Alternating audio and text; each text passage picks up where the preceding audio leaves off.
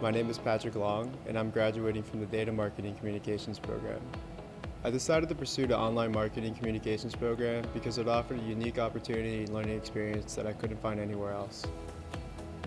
One of my favorite professors I had throughout my program was Professor Neil Stewart. He made the class very engaging. Made everything interesting, and I learned so much from just taking my capstone class from him. My favorite course throughout the program was my capstone course, which was Campaign and Metrics. I had a real hands-on experience about a brand called Shinola and created a data marketing communications program for that brand. One of the most beneficial aspects I gained from the program is being supported by such a great group of people.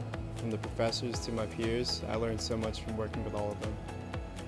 I chose the data portion of the program because I find it interesting to use information to make strategic marketing decisions and create a unique, personalized experience for people. I think there's a lot of future in data, and I think that is where the marketing industry is headed towards.